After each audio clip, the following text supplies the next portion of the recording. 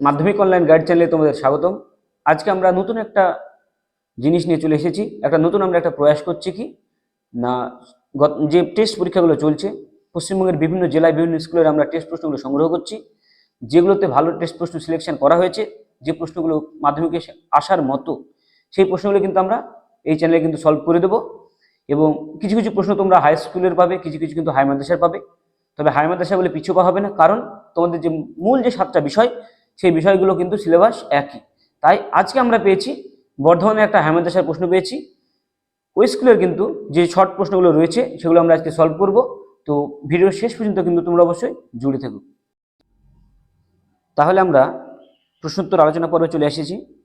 এখানে একটা জিনিস তোমরা খেয়াল করবে, আমরা যেখান থেকে প্রশ্নটা সংগ্রহ করেছি সেখানে যে ছাত্রটি পরীক্ষা দিয়েছিল সে কিন্তু অনেকগুলো দাগ দিয়ে রেখেছে আগে থেকে। তাই আগে থেকে যে দাগগুলো দেওয়া রয়েছে সেগুলো তোমরা গুরুত্ব দেবে না।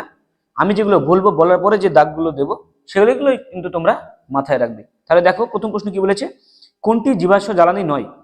4টি অপশন আছে, গোবর গ্যাস, প্রাকৃতিক গ্যাস, কয়লা, পেট্রোলিয়াম। আমরা জানি কয়লা, পেট্রোলিয়াম, প্রাকৃতিক গ্যাস তিনটেই জীবাশ্ম জ্বালানি। তাহলে একমাত্র নয় যেটা সেটা হলো গোবর গ্যাস।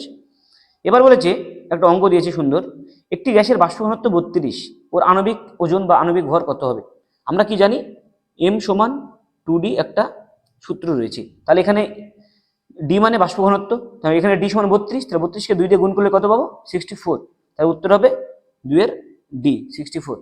এরপরে প্রশ্ন দেখো, এসটিপিতে 44.8 লিটার CO2 এর মোল সংখ্যা কত? আমরা কি জানি যে অ্যাভোগাড্রো সূত্র অনুযায়ী যে 22.4 লিটার হবে যদি 1 মোল হয়। তাহলে আছে কত? 44.8, মানে ডবল। যেটা পাবে তুমি 44.8 ভাগিত 22.4 করতে হবে। তাহলে গিভেন ভলিউম বাই যে আমার 22.4 সেটা করলে কিন্তু আমরা মূল সংখ্যাটা পেয়ে যাবো। তাহলে উত্তর হবে 2, অপশন সি। এরপরে দেখো 4 নম্বর প্রশ্ন যেটা রয়েছে, প্রদত্ত কোনটির তাপ পরিবাহিতা সবচেয়ে বেশি? এটা কিন্তু মাথায় রেখো, হিরে হবে, অপশন ডি হিরে। দেখো তোমরা 5 নম্বর প্রশ্নটা দেখো, দন্ত চিকিৎসায় কোন দর্পণ ব্যবহার করা হয়? এখানে অবতল দর্পণ হবে। অবতল দর্পণে কিন্তু আরো কিছু ব্যবহার রয়েছে, যেমন দাড়ি কাটার সময় কিন্তু দাড়ি কাটার সময় অবতল দর্পণ ব্যবহার করা হয়। গাড়ির হেডলাইটে কিন্তু সেখানেও কিন্তু অবতল দর্পণ ব্যবহার করা হয়। তাহলে এই তিনটের মধ্যে যে কোনো একটা কিন্তু পরীক্ষা দেবে, দন্ত চিকিৎসায়, দাড়ি কাটার কাজে এবং গাড়ির হেডলাইটে।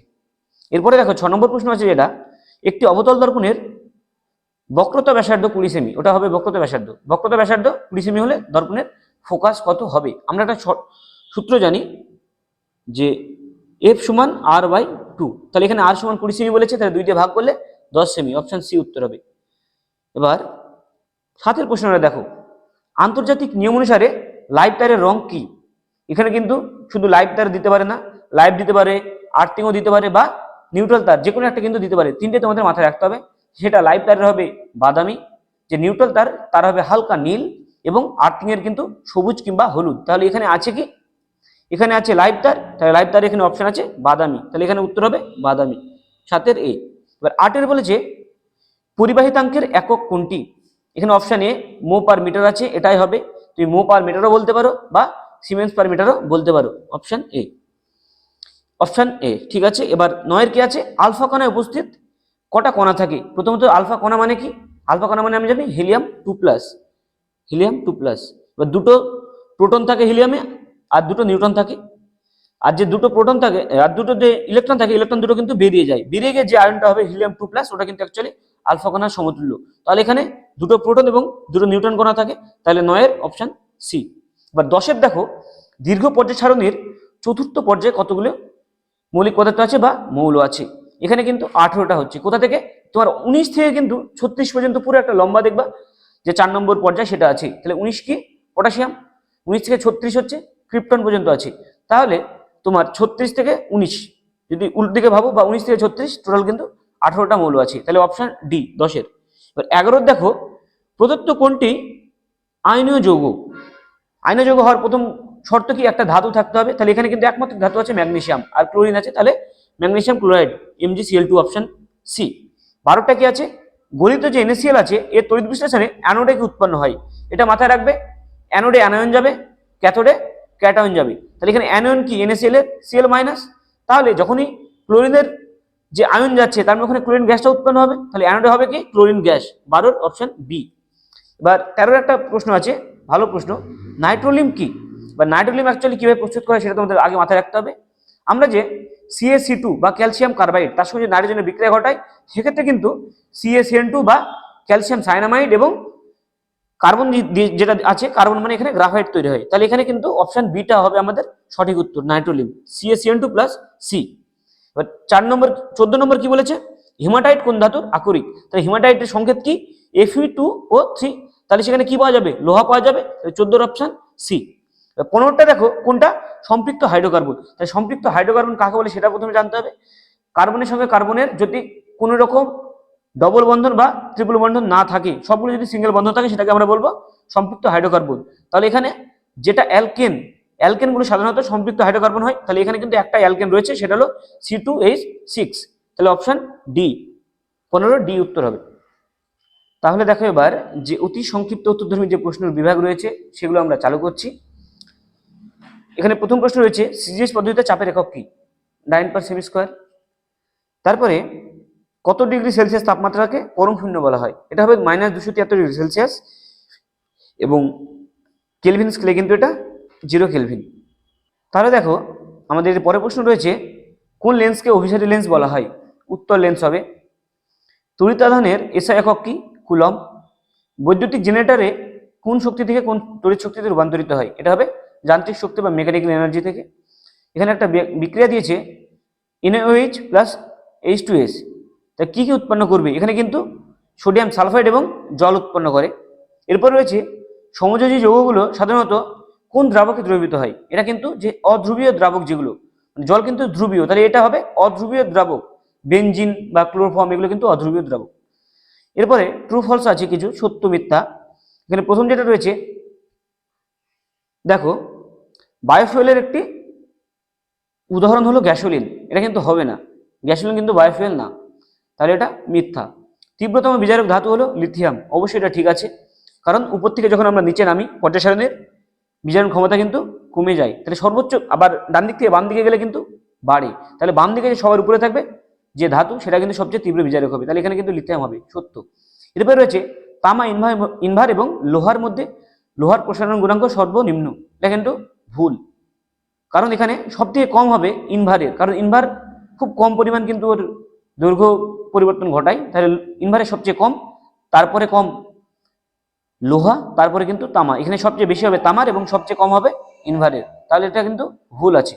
তাহলে 4 নম্বর প্রশ্ন যেটা রয়েছে, তড়িৎ লেপনে কম সক্রিয় ধাতুর উপর বেশি সক্রিয় ধাতুর প্রলেপ দিতে হয়।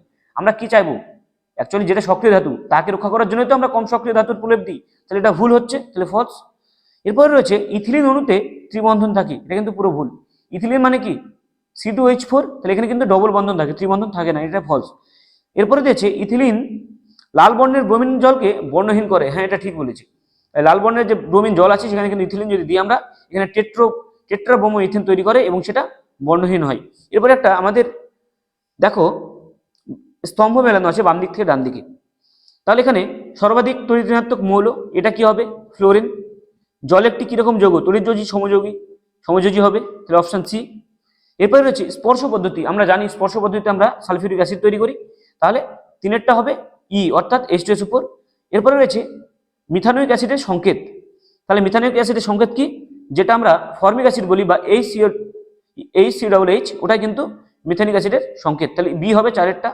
এবার জিঙ্ক অক্সাইড এবং কার্বনের বিক্রিয়া কি উৎপন্ন করছে, জিঙ্ক এবং কার্বন মনোক্সাইড তৈরি করছে, এটা কিন্তু অ্যাকচুয়ালি কি হয়, কার্বন দ্বারা কিন্তু আমরা বিজারণ করছি এখানে, তাহলে 5-এরটা হবে অপশন এ।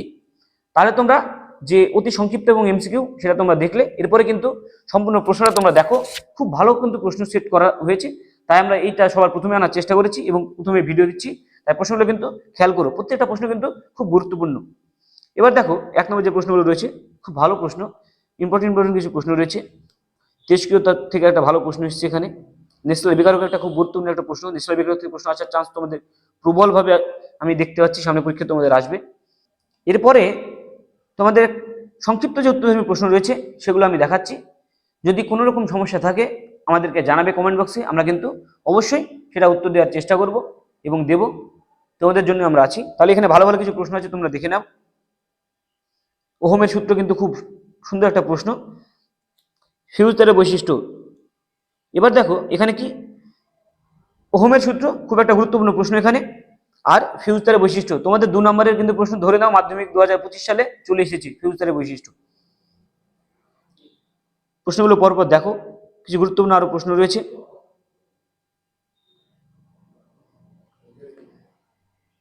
যে আকরিকের যে উদাহরণ জিঙ্ক এবং আয়রনের, সরাসরি এরকম ভাবে প্রশ্ন দেয়। আবার কিছু প্রশ্ন দেয় যে সালফার আছে এরকম কোনো জিঙ্কের একটা আকরিকের উদাহরণ দাও, জিঙ্ক ব্লেন্ড। এটা খুব গুরুত্বপূর্ণ একটা প্রশ্ন তোমাদের পরীক্ষায় পড়ে। এরপরে দেখো যে দীর্ঘ উত্তরধর্মী প্রশ্ন রয়েছে, সেগুলো আমরা দেখছি। যে প্রথমে একটা অঙ্ক আছে কিন্তু গ্যাসের আচরণ চ্যাপ্টার থেকে, সালেরই অঙ্ক, এটা খুব ভালো একটা প্রশ্ন, তোমরা দেখো। এবং এই বিষয়ে কিন্তু আমরা খুব ভালো করে প্রত্যেকটা টপিক অনুযায়ী কিন্তু আমাদের ভিডিও করাই রয়েছে। তোমরা ভিডিও টপিকে গিয়ে দেখবে, খুব ভালো করে কিন্তু 2-3টে করে প্রত্যেকটা টপিকের উপরে ভিডিও করা আছে অঙ্ক। এরপরে দেখো যে তামার দৈর্ঘ্য প্রসারণ গুণাঙ্ক নিয়ে একটা কি বোঝো সেটা আছে। আবার কেলভিন স্কেলে এটা আলাদা হয় কেন, বা একই থাকে কেন, আলাদা হয় না কেন, সেটা একটা প্রশ্ন, ভালো প্রশ্ন। তারপরে যে প্রিজম থেকে একটা ভালো একটা চ্যুতিকোণের কিন্তু একটা প্রশ্ন দিয়েছে। চ্যুতিকোণের প্রশ্ন তোমাদের একটা 2 নম্বরে পড়ে জেনারেলি, 2 নম্বর না পড়লেও 1 নম্বরে কিন্তু শর্টে অনেক সময় পড়ে যায়। খুব ছোট যদি অঙ্ক থাকে সেটা 1 নম্বরে পড়ে যায়।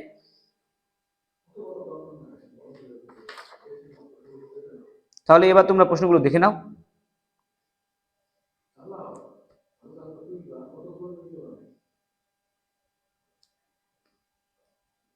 স্পর্শ পদ্ধতিতে SO2 এবং SO3 যে প্রস্তুতির শর্ত, খুব গুরুত্বপূর্ণ একটা প্রশ্ন, এটা তোমরা মাথায় রাখবে।